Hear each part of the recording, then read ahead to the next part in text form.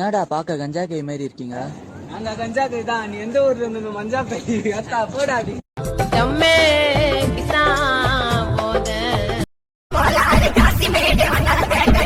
Hello guys, welcome to another episode of code filters. இன்றைக்கி நம்ம வந்து ஃப்ளட்டருடைய ஆப் டெவலப்மெண்ட் பற்றி பார்க்கலாம். ஃபர்ஸ்ட் நம்ம வந்து கோடிங் எப்படி எழுதலாம், அதாவது நீங்கள் லாஸ்ட் வீடியோ வந்து பார்த்துருப்பீங்க. உங்களுக்கு வந்து ஒரு ஆப் வந்து உங்களுக்கு டெவலப் ஆகிருக்கும் உங்களுக்கு ஸ்க்ரீனில். ஸோ வந்து அதுக்கு அடுத்து வந்து நீங்கள் மெயின் டாட் லிப் சப்லிப்பில் வந்து பார்த்தீங்கன்னா வந்து அந்த ஃபோல்டர் உங்களுக்கு இருக்கும், மெயின் டாட்னு. அந்த ஃபோல்டரில் நீங்கள் எடுத்திங்கன்னா உங்களுக்கு பேசிக் ஃப்ளட்டர் அப்ளிகேஷனுக்கு வந்து ஒரு ப்ரோக்ராமிங் கோட் எழுதியிருப்பாங்க. ஸோ அந்த கோடிங் வந்து எதுக்குன்னா சும்மா ஒரு பேசிக் அவுட்லைன் கார்டு தான். ஸோ வந்து அந்த கோடிங் வந்து நம்ம அடுத்து பார்ப்போம். நம்ம வந்து ஜீரோலேருந்து ஃபுல்லாக எல்லாத்தையும் ரிமூவ் பண்ணிட்டு முதல்ல இருந்து ஆரம்பிக்கலாம். ஸோ வந்து நமக்கு வந்து ஃப்ளட்டரில் மொத்தம் 2 டைப்ஸ் ஆஃப் விஜெட்ஸ்ன்னு இருக்குது. 2 டைப்ஸ்னு சொல்ல முடியாது, அது வந்து மெயினாக அந்த 2 விஜெட் வந்து கண்டிப்பாக உங்களுக்கு தேவைப்படுது. நீங்கள் வந்து ரியாக்ட் ஜேஎஸ் படிச்சிங்கன்னா உங்களுக்கு தெரியும். உங்களுக்கு வந்து காம்போனன்ட்ஸ்னு சொல்லி கொடுத்துருப்பாங்க. காம்போனன்ட்ஸ்னு என்னதுன்னா, அதாவது பிளாக்காக உங்களுக்கு ப்ரோக்ராமிங் கோட்ஸை பிரிக்கிறது. ஸோ வந்து அதே மாதிரி உங்களுக்கு ஃப்ளட்டருக்கு என்னென்ன சொல்லுவாங்கன்னா அதுக்கு வந்து விஜெட்ஸ்னு சொல்லுவாங்க. ஸோ நம்ம அந்த ஃப்ளட்டரில் அப்ளிகேஷன்ஸ் ஃபுல்லாக நம்ம வந்து விஜெட்ஸ்னு சொல்லி தான் படிக்க போகிறோம். ஸோ கைஸ், நம்ம வந்து இப்போ ஸ்டேட்லெஸ் விஜெட், ஸ்டேட்ஃபுல் விஜெட்னு 2 இருக்குது. நம்ம வந்து இப்போ ஸ்டேட்லெஸ் விஜெட் பார்த்துடலாம். ஸ்டேட்லெஸ் விஜெட்னா என்னதுன்னா, அதாவது நீங்கள் வந்து ஒரு ஆப் டெவலப் பண்ணுறீங்க. அந்த ஆப்பில் வந்து டெக்ஸ்ட், இமேஜு, அதாவது ஹோம் ஸ்க்ரீன் அதெல்லாம் வந்து கொஞ்சம் டிஃபால்ட்டாக இருக்கும் எல்லா ஆப்ஸ்லேயும்.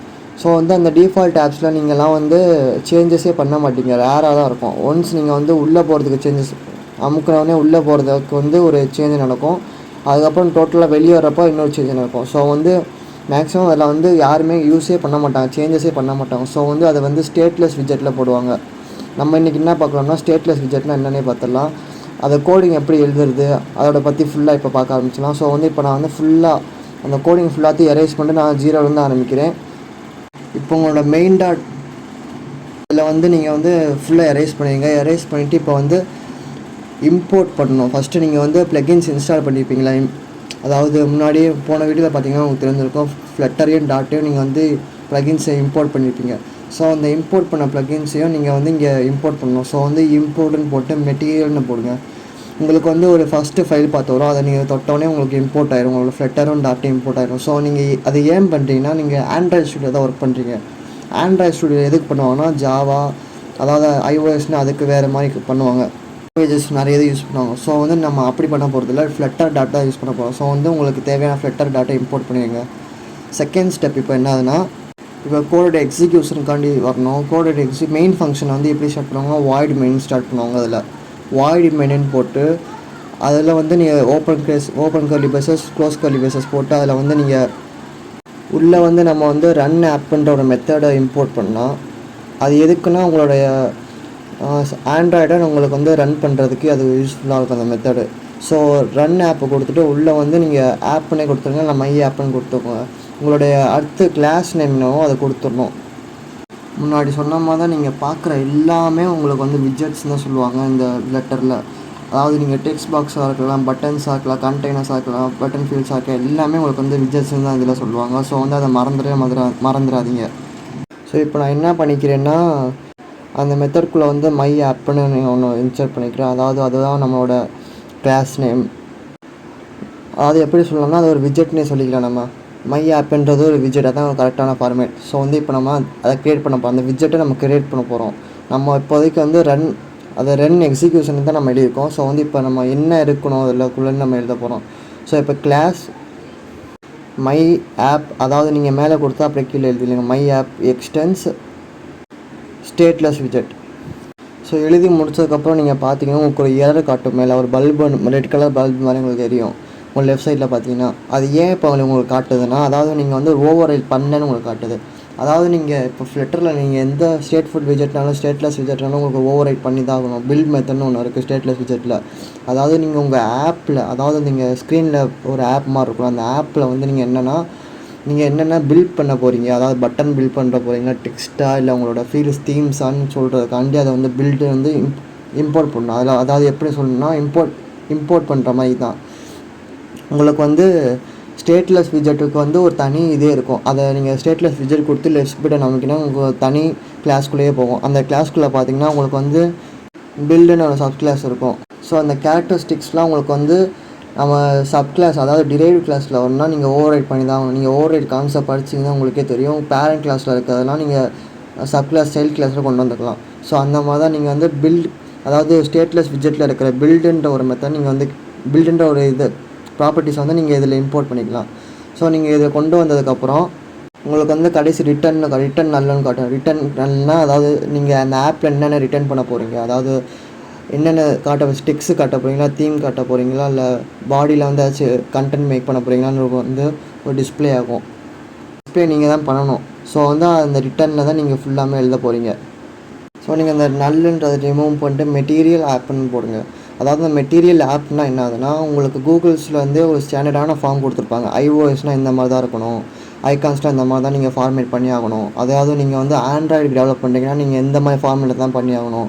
ஸோ உங்களுக்கு ஒரு டிஃப்ரென்ஸ் கிடைக்கும். iOSக்கு எப்படி பண்ணணும், ஆண்ட்ராய்டுக்கு பண்ணணும். ஸோ வந்து நீங்கள் வேறு லாங்குவேஜ் யூஸ் பண்ண போகிறது கிடையாது. ஸோ வந்து ஒரே லாங்குவேஜ்னாலும் உங்களுக்கு வந்து ரேப் பண்ணுறப்போ உங்களுக்கு வந்து ஆண்ட்ராய்டில் பண்ண போகிறீங்களா இல்லை iOSயில் பண்ண போகிறீங்களான்னு உங்களுக்கு மட்டும் தான் தெரியும். ஸோ வந்து மெட்டீரியல் ஆப்பில் வந்து ஸ்டாண்டர்டான டிசைன்ஸ் தான் இருக்கும். ஸோ நீங்கள் அதை வச்சு மட்டும் தான் பண்ண போகிறீங்க.